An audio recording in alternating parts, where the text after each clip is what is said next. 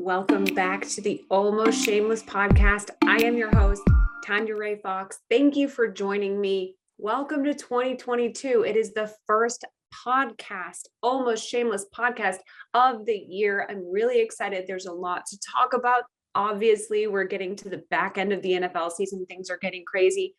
They're also coming into focus. So that's a little bit of a balance right now, trying to figure out exactly how everything is going to play out in week 18, our very first week 18 of our whole lives. And we are about to embark on it this week. So that is exciting. We have one more game to go as I record this. It's the Browns Steelers, which is not as monumental as ESPN probably would have liked. The Browns were eliminated from playoff contention without even getting to play this week. So the Steelers are still fighting for their spot. So it's got some storyline to it. You know, Big Ben has said this is probably going to be his last game at Heinz Fields, retirement looming most likely for him. So it's still going to be an exciting game, but fewer playoff implications than maybe they would have hoped. Still a lot to be figured out in week 18, and we're excited about it. So I'm obviously going to be talking about the playoff picture. I will be talking about where the Patriots fit in the AFC now that they have clinched a playoff spot in the 2021 NFL playoffs. This is huge. You know, part of me is like, of course, this was going to happen. We always knew Bill Belichick was that dude. But we also know how hard it is to do this, to do what he's done, to do it with a rookie quarterback. And we've seen the ups and downs of it, right? Like, this is not a perfect team by any means, but really impressive performance on Sunday against the Jaguars. It didn't have to be that big of a beatdown. No one else has beaten the Jaguars down that bad this year. Their biggest loss of the season by a pretty large margin. And the Patriots looked like they were in a different league. They truly looked like a team that were in a different league. And both sides had starting rookie quarterbacks. Both sides had guys who played in championship games, won titles. One guy's team scored 50 points. The other guy scored 10. You know, that was a really interesting game to watch for a lot of reasons, but I don't want to break it down too much. We'll talk a little bit about it, but more importantly, just where the Patriots fit in the AFC picture and how that's going to kind of unfold. And then we'll also look at the NFC picture as well. Things have been shifted around a little bit after a few of the games on Sunday this week. This is one of the funnest times of the year to talk about football. It really is. So we are going to do that. We're also going to talk a little bit about the Antonio Brown debacle from Sunday. I have to address some comments that I've made on Twitter, clarify kind of what I mean, because it pissed a lot of people off. A lot of people agreed with it, but other people didn't. And, you know, there was a lot of clowning and just like, you know, who do you think you are, blah, blah, the usual Twitter troll stuff. But there were also people who were genuinely either offended by it or didn't seem to understand the point that I was trying to make or felt that I was overreaching. So we'll get into what I think about not just the Antonio Brown stuff, but my tweet about it in regards to Tom Brady, because it's a really complex and it deserves more than a couple of tweets. So we might as well just get into it. Quick recap for anyone who isn't completely caught up. On Sunday, during their game against the Jets, Antonio Brown, out of nowhere, took off his jersey, took off his pads, took off his undershirt, threw a bunch of stuff into the crowd, pranced through the end zone, and ran off the field in what can only be described as a temper tantrum. Walked out of the stadium, got it into an Uber, and by the press conference, he had been cut from the team. Now, I don't have to tell you, a person listening to a sports podcast, that Antonio Brown is already quite the controversial figure. He's already had multiple run-ins with the law, multiple off-field issues. Just recently, he came back to action after being suspended for faking a COVID vaccination card. Given his third chance with the Buccaneers at this point and his millionth chance in the NFL. And this is how things end with him and the Buccaneers. Definitely the group that has been the most outwardly supportive of him, sort of unconditionally supportive of him because of his relationship with Tom Brady. And it was bizarre. It was unsettling to watch. It was just not fun to watch. After the game, Bruce Arians said that it was because he refused to go in the game. He had asked him a few times to go back in. Apparently, Antonio Brown felt his ankle wasn't good enough. He didn't want to go in, and Bruce Arians told him to get out. And his response to his grown man, his boss, telling him to get out because he didn't want to play for whatever reason, was to throw this adult temper tantrum and run out of the field and get himself cut from the team. Whether Bruce Arians had any right to react to him the way he did or didn't or anything else, I don't know. I don't love the way Bruce Arians has handled it. I don't think that Antonio Brown should have had a job on the Bucs after faking a vaccination card. However, he did. Bruce Arians had said prior to all of this that Antonio Brown was going to have a very short leash, and, for a lack of a better word, I'm paraphrasing, but that he would have a very short leash with the team, that, he had to kind of keep things in line. And if he did, they'd be happy to have him on the team. That has not happened. Even prior to the COVID thing, that has not happened.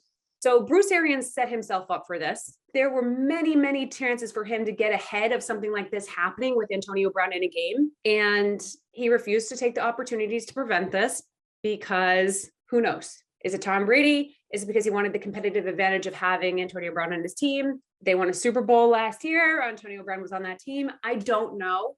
But this storm has been brewing for a while, and not a single person watching yesterday was surprised that yet another thing happened with Antonio Brown that seemed upsetting and uncomfortable to watch. And so it's disheartening, because every time we see this, it does kind of feel like, why was this guy allowed to be on an NFL field in this state of mind? Or considering what he's dealing with, we don't really know. And that's kind of the problem, is we just don't really know what's going on. We just know that it's been something, and it's something that's been ongoing. And at this point, we really don't know what it is. We don't know. All we know is there are constant issues with this guy. This is a guy who has had many, many people go on the record saying that he has treated them really poorly, assaulted them, sexually assaulted them. So this complicates his relationship with Tom Brady. It just does. And I can't help but draw a correlation between this guy being on the field and having this outburst, once again, another outburst in a team uniform, and his relationship with Tom Brady, who has all but single-handedly assured that Antonio Brown has stayed employed. And so in light of that, I tweeted this: Tom Brady's obsession with Antonio Brown and his insistence that he remain on the team is a sign that maybe he didn't deserve the benefit of input that so many insisted Belichick should have given him on the personnel front in New England. This was well received by many and infuriated many. So because no tweet is really the entire story, let me clarify. But my point is that Tom Brady is the reason this man is still employed in the NFL. Tom Brady is one of this guy's biggest advocates, even after a lot of really troubling accusations and behavioral issues. This is now a guy who got up and left in the middle of a game, left his team hanging in the middle of a game.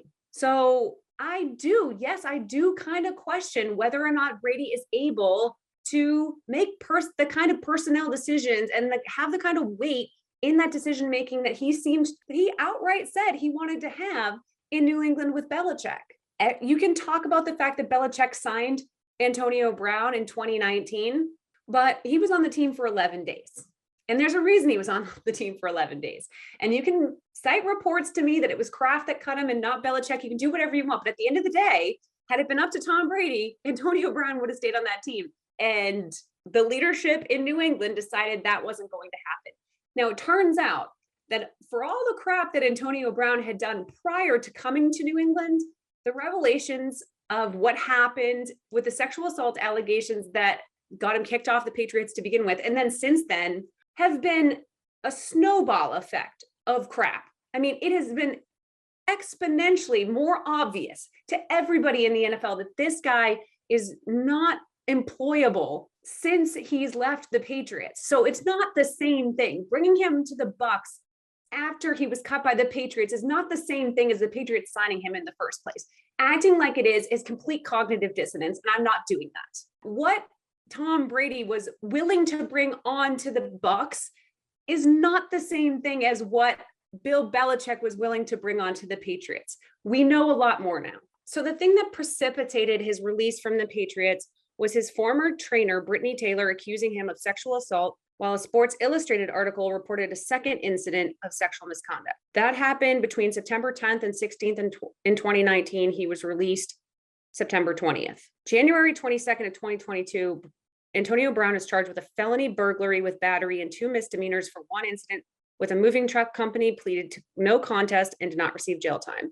July of that year, Brown suspended 8 games for multiple violations of the NFL's personal conduct policy. December 2nd, he suspended 3 games for violating the NFL COVID protocols. The league and players union found that Brown was among 3 players who misrepresented their vaccine statuses. And then we have the incident on January 2nd, which was this past Sunday, taking his equipment, running off the field in the middle of the game. Okay. So they brought Antonio Brown back onto the field. After all the stuff that had gone on before he ever got to the Patriots, they release him after he's been accused of sexual assault by 2 women.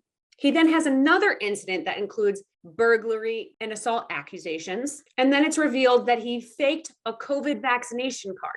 He faked vaccination in the middle of a pandemic, and they still bring him back. Not the same thing. Okay. Now, after the game, Brady asked for empathy and compassion for Antonio Brown, insinuating that there's stuff going on there with him that we, the media, the public, the fans, don't know. I think we can all safely say that it is clear that Antonio Brown is struggling with something. I am not a doctor, and I am not here to guess about his physical, mental, emotional health, or what may or may not be ailing him. I don't know what his mental health situation is. He's never spoken about it. Unlike a lot of athletes who've come forward and spoken specifically about their mental health and taken care of it, like Simone Biles, Naomi Osaka, Kyrie Irving, Kevin Love, a lot of these players have come out and point blank said, this is what I'm dealing with. I'm taking care of me. I'm taking care of my mental health.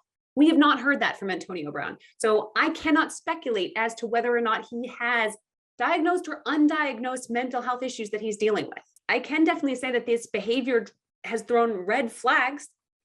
I can say that we have it on record that he has treated people really horrifically, really poorly. We know that. Whatever's driving that is kind of secondary. Because here's the problem.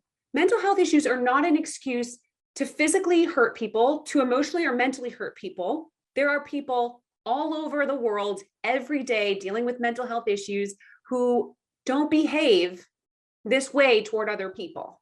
We treat mental health as if it's some sort of excuse for whether it's criminal behavior or just outright being a jerk to people, making them uncomfortable. Like a lot of the things that he's said and done have been really uncomfortable and put people in awful spots, whether they've been direct assault or not. So even if we were to assume he's dealing with some sort of mental health issue, it is not an excuse to continue to take advantage of the people who are willing to help you and give you second chances and then treat everybody else like trash. It's just not. And if you are dealing with something at this point with the number of people who've tried to stand by you and help you, and you have not decided you want to help yourself, then I can't continue to prioritize your mental and emotional and physical health over the people around you who you continue to hurt.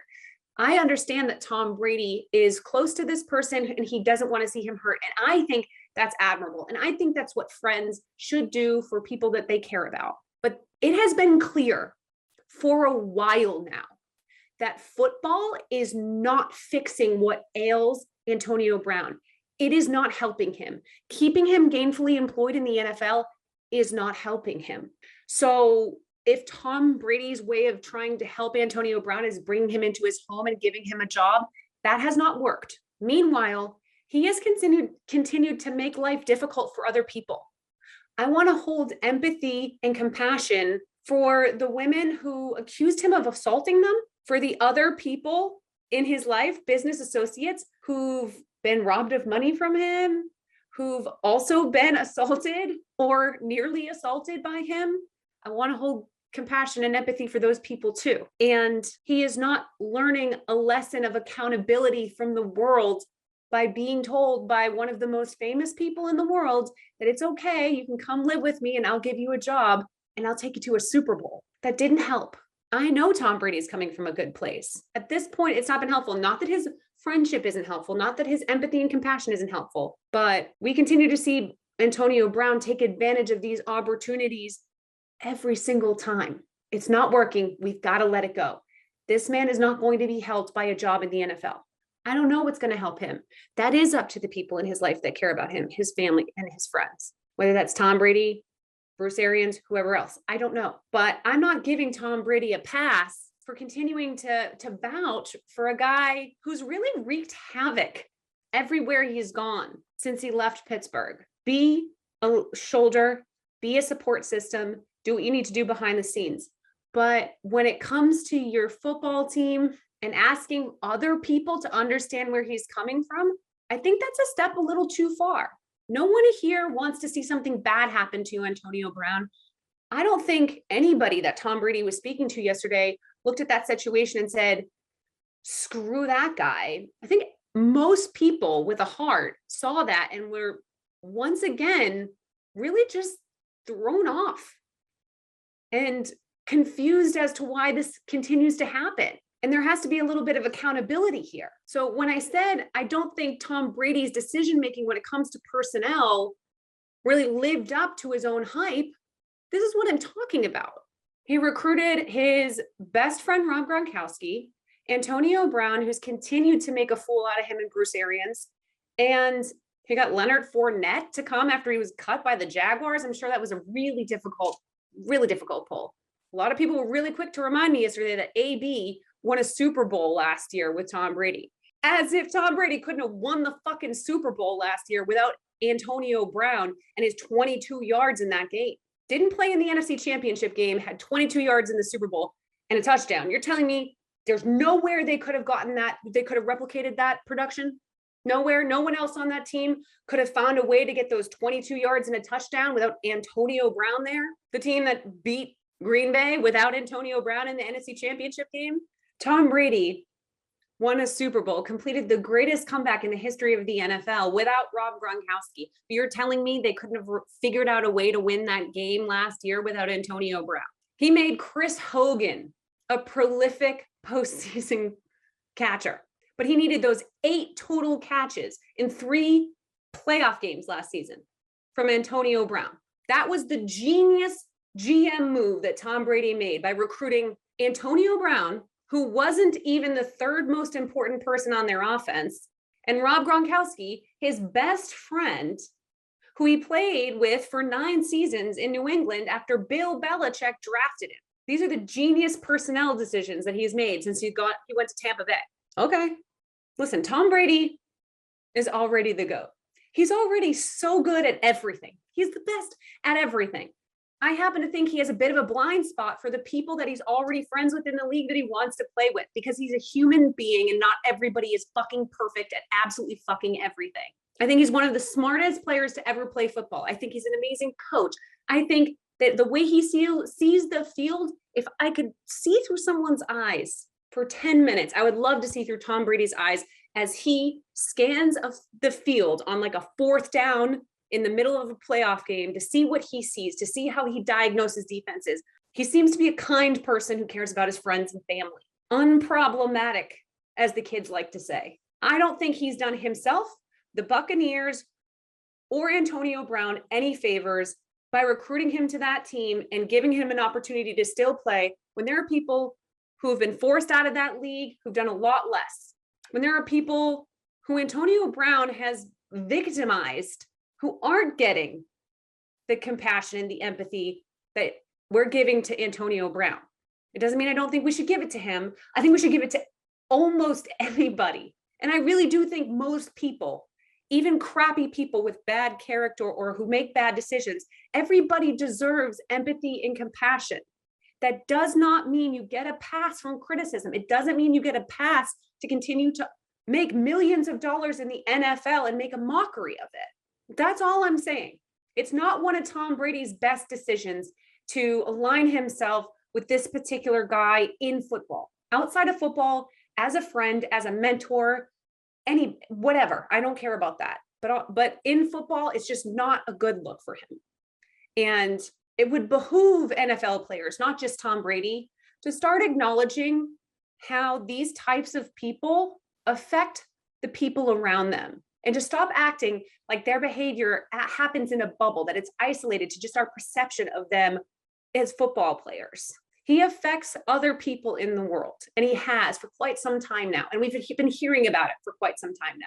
And I don't want to play this game of acting like criticism shows a lack of empathy or compassion.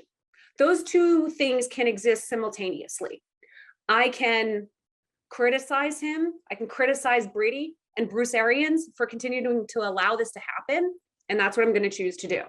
Okay, moving on. The playoff picture is coming into focus, and it's been great news for Patriots fans who, like I said earlier, locked up a playoff spot. As of right now, we'll go over this really quickly for the AFC. I'm going to talk AFC, then we'll switch to NFC real quick before we go. AFC, as it stands, after week 17, the Tennessee Titans have the number 1 seed. Chiefs are number 2, Bengals number 3, Bills number 4, Patriots number 5, Colts number 6, Chargers number 7. Regardless of whether the Steelers win their game against the Browns, that is not going to change. The only 2 teams in the playoff picture so far that have not locked up a playoff spot heading into week 18 are the Colts and Chargers. Still vying for those spots are the Raiders and the Steelers. So the Steelers can help their case, obviously, by winning against the Browns, but they will still need a little help to get into that picture. Right now, the Chargers and Colts are winning their in situation. If it stays the way it is right now, the Patriots at the number 5 seed would go and play the Bills in Buffalo in the wild card round. Now, I don't know how you feel about that. Obviously, the last time they went to Buffalo, they came out with a win. It was a bizarre game. It was a really cool game. I loved it. I do think that there is something about the way the Patriots play in Buffalo that almost makes it like less scary than if they were hosting Buffalo. I do think that the Patriots are a better bad weather team. And that was a big difference maker in the game in Buffalo last time. So the elements already obviously help. Of the teams in the playoff picture right now, I think the team that would be the best matchup wise for the Patriots in terms of their chances of winning in that wild card round and moving on is the Bengals. First of all, the options are the Chiefs, Bengals, or Buffalo, unless the Patriots are able to switch, unless the Patriots are able to win the division next week. Obviously, if they won and Buffalo lost, they would win the division and they would hop into getting that home game in the wild card round. As it stands right now, it seems unlikely that the Bills are going to lose to the Jets, although nothing is off the table. Obviously, the Jets almost beat the Bucs this week. They have something to play for. They have pride to play for. Robert Saleh seems to have them at least grinding out the final few games of the season, so you never know. But if it stands right now, it would be nice to somehow see the Bengals instead of the Bills. And this is why I think that. The Bengals are a young team with a lot of talent. They are fast. They are strong. They have a lot of grit. I'm not underestimating them, but Bill Belichick eats up young quarterbacks. He just does, especially when you get to play him in these big games.